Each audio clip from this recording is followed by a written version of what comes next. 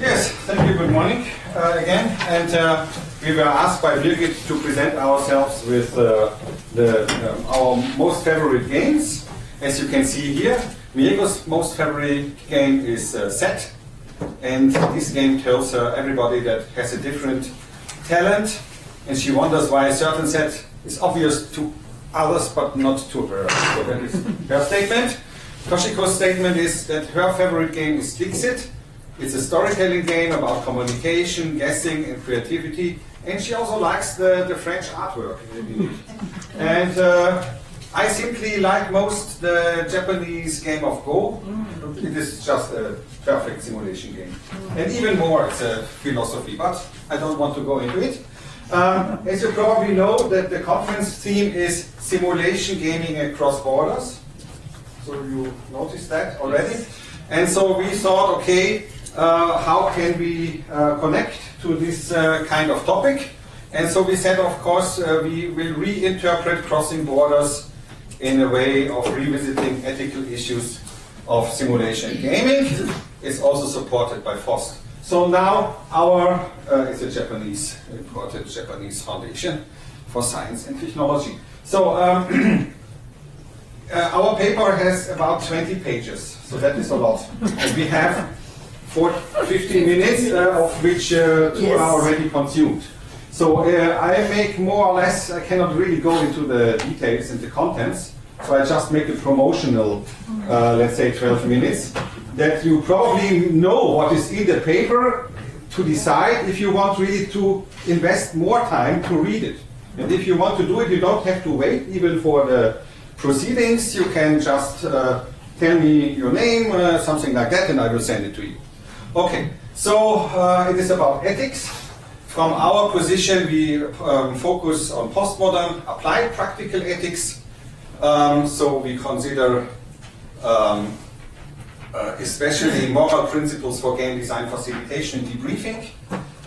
We are not taking any normative ethical perspective. We don't know what ISAGA has, what kind of positioning, probably not yet. So we will come to that in the conclusion. And we, let's say, we interpret our topic a little bit under the theme of diversity, equity, and inclusion. So because we think that managing diversity is an ethical issue, more and more nowadays, especially if we can think of borders, like in the title of the conference, we can think about country borders, but we think that we have so many human-made borders around us, dividing lines, not only between the countries that are in war sometimes with each other, but it could be different cultures or gender identities. So we need to cross those borders that we have done by ourselves, and it's also a psychological issue how we draw borders in our mental models, in our mindsets, and we would like to overcome these boundaries. So we reinterpreted the conference theme for us to deal sustainability and appropriately with diversity. So managing diversity is an ethical issue for us, for the discipline of gaming simulation. And so our paper presents these kind of topics from 3 perspectives, mainly from game design, from game facilitation, debriefing, and from game content. So it's not really a paper on facilitation, mainly, but I think it was difficult where to put our paper into the program. So it is not wrong here, but it is not especially only about facilitation, right? So, and I will not go mainly into facilitation, even if there are maybe 4 or 5 pages in our extended paper that is really on facilitation as well. For dealing with diversity, we connected to this model that is well known. It's already from the 1990s, from Garden, Schwarz and Rowe, that you probably know, with different layers of personality, internal dimension, external and organizational dimensions. So for example, we have age, gender, sexual orientation, physical ability, race, ethnicity, as for example internal let's say, kind of part of the internal dimensions, and many others that you can read here, like religion, educational background, and so on. There's external and personality and organizational dimensions. So many different elements, right? And if you look into it, if you take just for example to take out one of the elements here in this model, it would be gender. And even if we just only would look into gender, we can say that in general in our societies in this world, maybe there are a few that it's not true, but for most of the societies there's still a glass ceiling for women to reach a certain kind of jobs. They are still not the same payment or salary for the work, even if they do the same work with the same education, everything. So that is a worldwide problem. And if we look now and there are many stereotypes about what are the right and appropriate female or male jobs, behavior in teams, and so on. And that we will also find in many game-related studies. So with Helmut, who is here, and some other colleagues, we did a 10-year longitudinal kind of studies on gender effects in gaming. And we found, for example, that these unintended but very strong stereotypes still play a major role also in the usage and in the play, what happens in the play of the simulation games. And that leads to unintended outcomes in the games. And so that leads to a lot of redesign, but I cannot go into that. It is described in the paper. But what we can see that even only if we take only gender, systematic research is lacking. Even though we find maybe in gender some studies, but we still do not find much, and there's no systematic research, I would say. So, and that is only one dimension. Last year we had a book out, Toshiko and Junkichi, who is somewhere over there, and myself, we were editors, and also Mieko was a contributor in a game where also Heide, one of the conference organizers, was a contributor.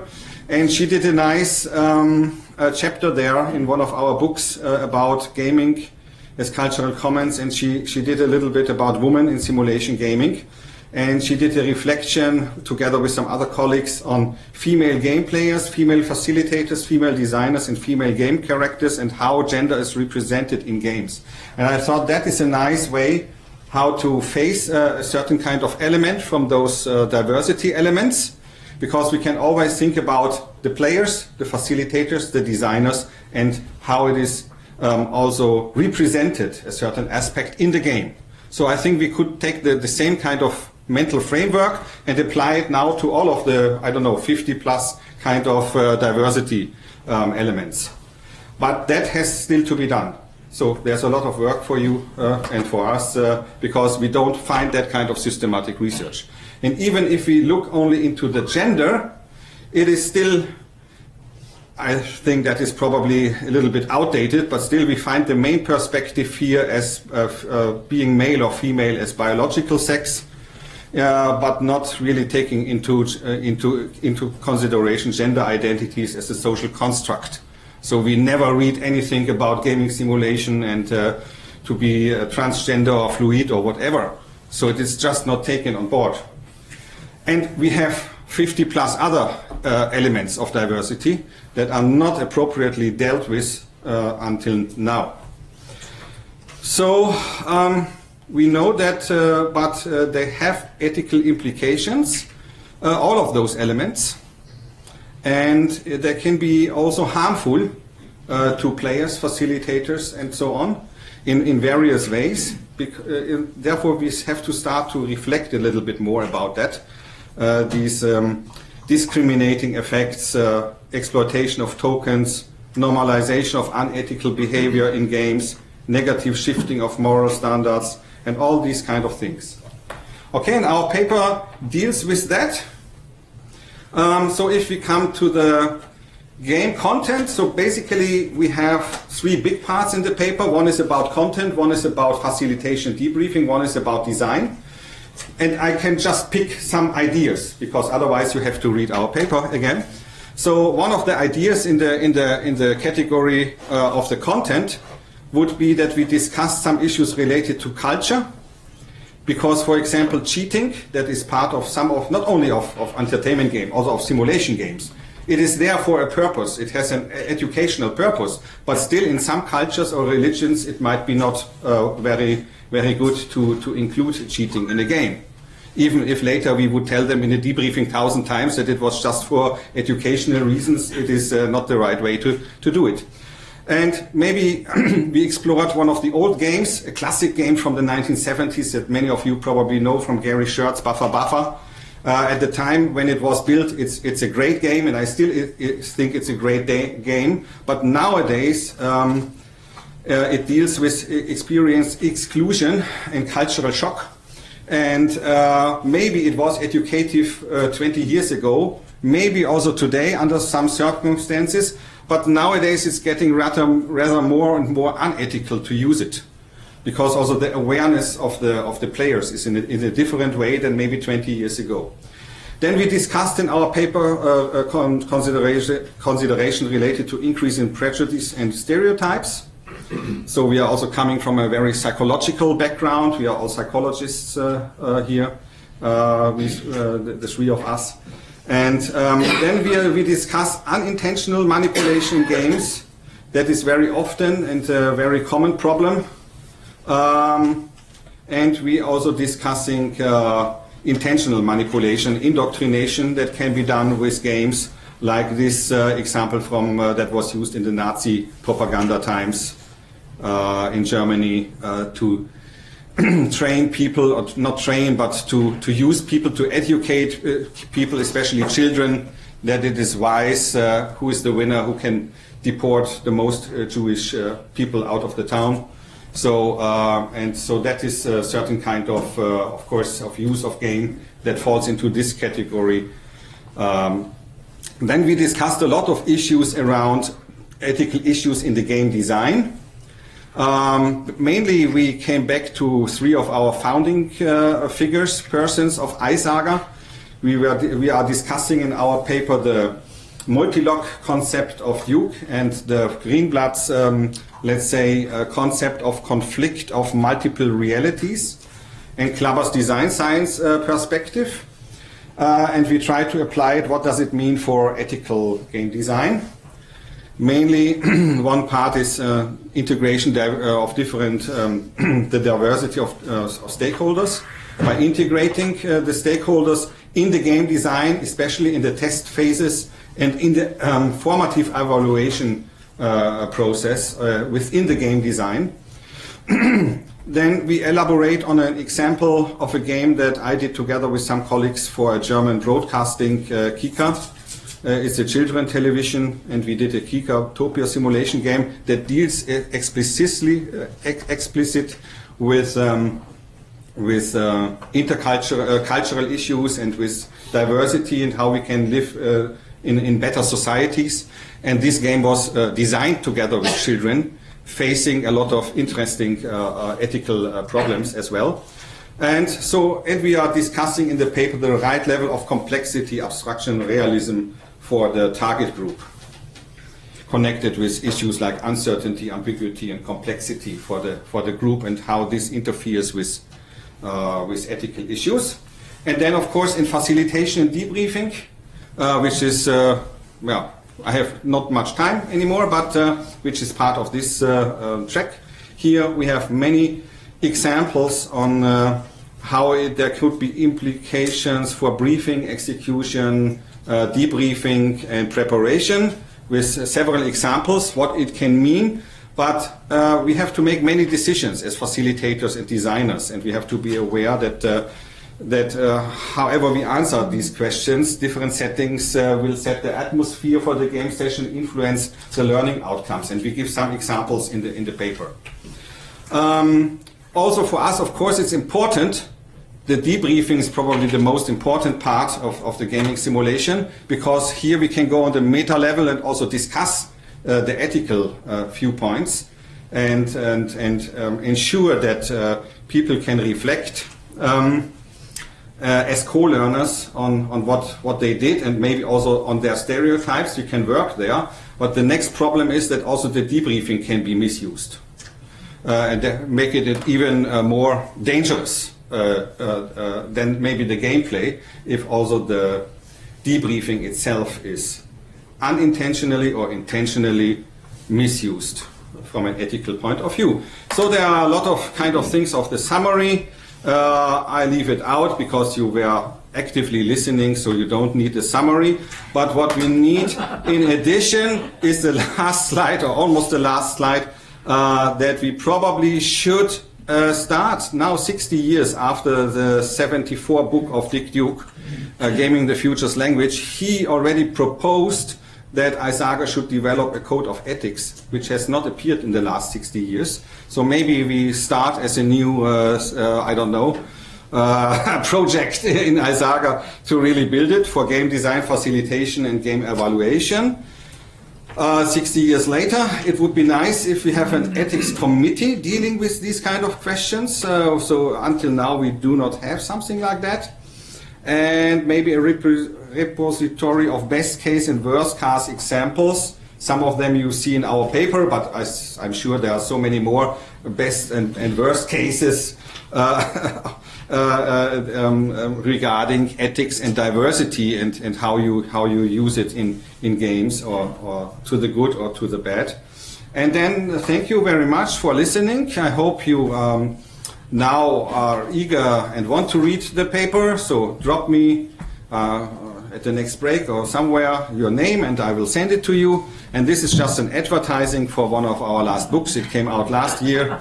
And is also dealing partly about manipulation in gaming as gaming as a cultural common. So thank you very much. Great. Thank you very much, Willy. I think there will be some questions now, but later on we will have another part of discussion time, maybe one or two questions from your side on this very interesting theme. Yes. Yeah. Have you seen any game for tailored to disabled people, like blind people? Yes, I'm doing it very often. I mean, it depends what is a game, right? But I'm using a lot of teamwork games, more or less little games. But you can, it depends from the perspective if you can call them a simulation game or not. But I would call them on a very abstract level as a simulation game. And that is very common, that you just, I don't know, try to do something physical in a team exercise, but you have maybe some people blinded or some people cannot hear or other kind of senses that you somehow disable, and then they have to solve certain kind of task, and then of course also this is reflected, right? How it feels and to be disabled in certain kind of ways, and what does it mean for the others, because it's not only one way kind of let's say communication. It's really going in both ways. What does it mean for the person who has the disability, but what it also means for the others, right? So for the debriefing, that is an important part. Nicola? Yeah, I have a question about the structure of the paper. I was wondering why did you separate, when did you choose to separate design and facilitation, taking the example of stereotypes, saying that in the design part that stereotypes may occur some ethical issue, but if it's not related to how it is briefed, then it doesn't. What's the? Of course, no. They are relating to each other, but because we see it as different phases or steps. Yeah. Like you start with the game design, then there's of course the application in the facilitation and debriefing. And then there's probably evaluation, which we left out a little bit because we had only 20 pages maximum. But we are aware that also in the evaluation phase there are ethical issues and diversity issues in place. But then we decided, okay, we take a little bit more emphasis on the game content itself. So yeah, but could be discussed because it could be discussed. Yeah. In the reverse example, are there examples where actually you can say something just about the design or about the content with that is self-sufficient, whatever type of debriefing there is. I mean, right. I mean, debriefing there is so you're right, but it is just the way how we did it, because for us it seemed logic in some way. But I agree fully with you that, for example, the facilitation and the debriefing and already the evaluation, they have also to be taken already in account in the design phase, right? You cannot design and not think about how you design the facilitation, the debriefing, and the evaluation. So they all three in together, right? So yeah, I agree with you. Okay, one last question. Okay, sorry, real quick. Thank you. I entered the world of serious games through the companion modeling approach. It's a group of French people that developed this approach based on building a game with stakeholders. Mm-hmm. Yeah. And they have, actually from what I learned and I remember, that they have thought about ethics a lot. They have an ethical chart. So maybe that could be a starting point. Yeah, that's a good idea. Actually, coming back to one of our founding fathers, Dick Duke, in his game design process, he always put very much emphasis that all games have to be designed together with the stakeholders. And so that is, for example, why we even designed a very important game with children together. Not just for children, with the children. So that is also from the ethical point of view, that is the only way how you can do it. To make it very short, but it's good if we have already some other associations or groups who have some ethical, let's say, charter. I mean, we have a lot of, let's say, parts of that charter that we think would be good, but it is not like that ISAGA yet has somehow officially decided, okay, these are the, 10 commandments of ISAGA. So that would be good if we have something like that. I think that's what I take with. Thank you very much. And Thank you. Permission would be a great idea. Thank you, Willy.